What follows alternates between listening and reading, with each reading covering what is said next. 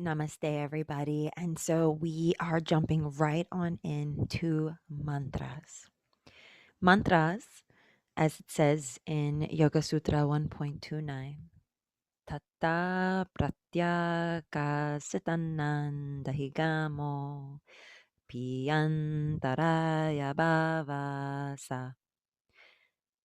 From this practice of repeating Om, all obstacles created by the activity of the mind disappear, and one is inspired with an awareness of our true nature, which is spirit. We've learned in Transcendental Meditation that Yoga Sutra 1.29 speaks very clearly of the Om that we feel in pure consciousness when we are meditating and transcending to our inner being.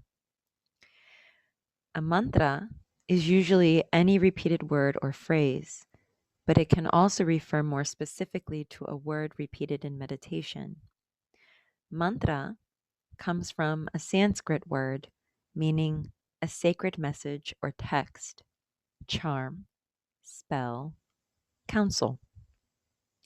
The Indian spiritual leader, Sri Sathya Baba, said, "A pure thought from a pure heart is better than a mantra." Meaning, a mantra is great and all, but really, pure intentions and genuine kindness mean more. The best way to begin solving a problem is to state the problem clearly. Mantra disciplines. In mantra disciplines, we repeat the mantra as often as possible over a specific amount of time, effortlessly and with ease. It is not forced, it just is. Sometimes we practice this for 40 days so we can create a habit. Otherwise, it becomes a lifestyle and it becomes infused and integrated into the very essence of your daily routine. We find a place, a specific place where you practice your mantra at a certain time of day. And the time of day. In Transcendental Meditation, we practice in the morning and we practice in the afternoon before our evening activities so as to purify the mind and make it aware and prepare it for the day.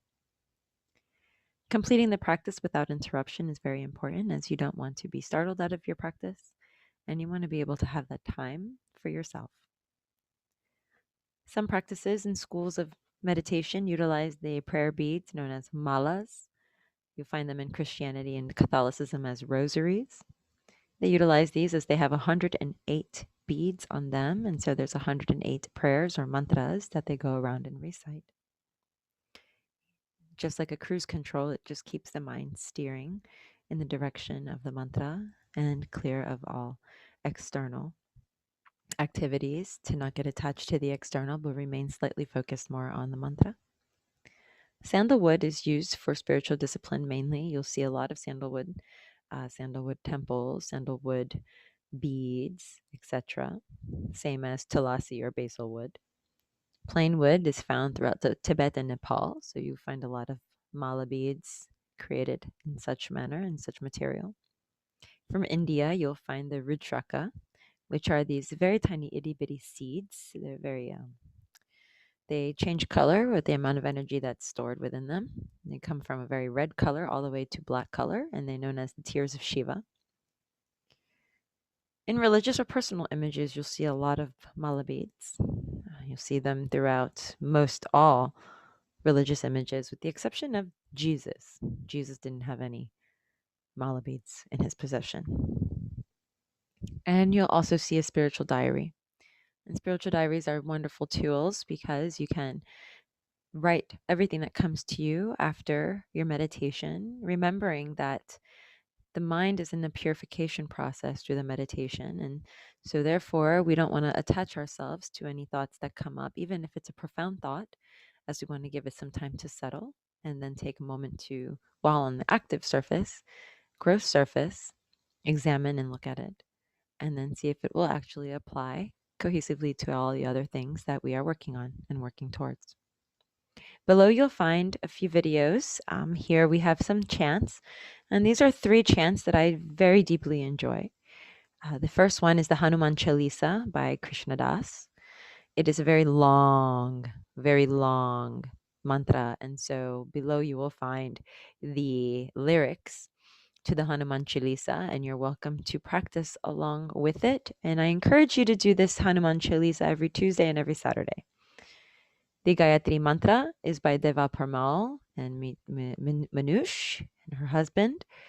And it's one of the most powerful and profound.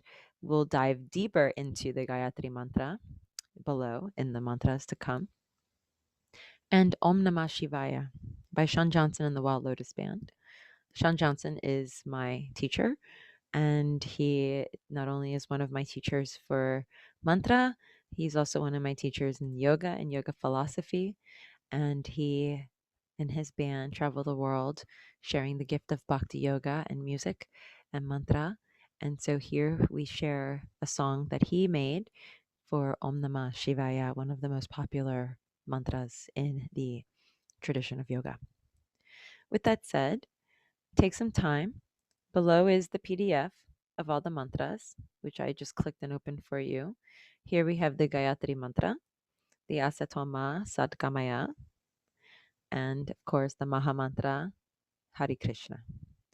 Loka Samasta Sukhino Bhavantu. Here we have the Vedic mantras, Ganesha's invocation. Here's the long version of the Gayatri Mantra. And then as we scroll down, you can pick and choose other mantras to play with and explore. Here is Om Namah Shivaya. And also please keep in mind that in Sanskrit words can in fact mean quite a variety of meanings, as well as they are of the purest sound. So they will stimulate parts of the body to ignite different vibrations. And this all correlates back to our chakra system. And so in doing so, when we are chanting the words, we are not attached to what the words mean.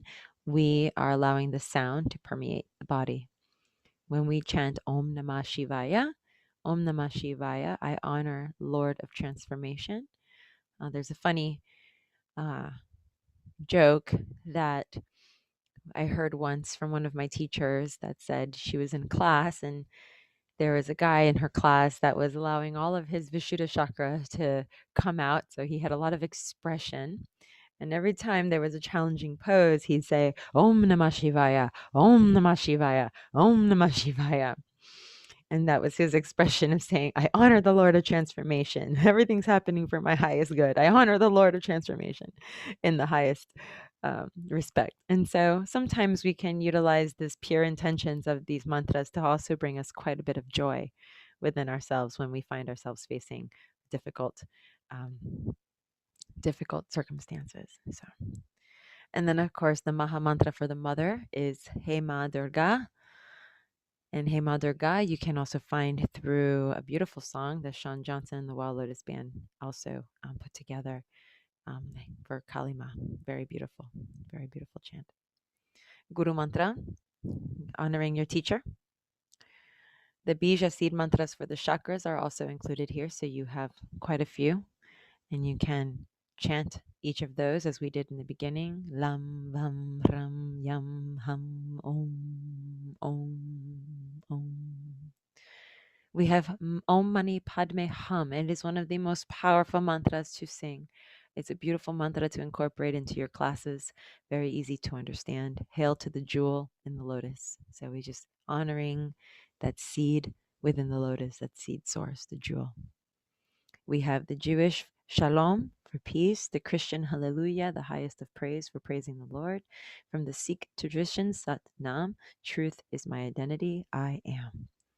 And so please take your time, print the PDF, allow yourself this time to enjoy your mantras, and I will look forward to chanting with all of you very soon. Namaste and much love.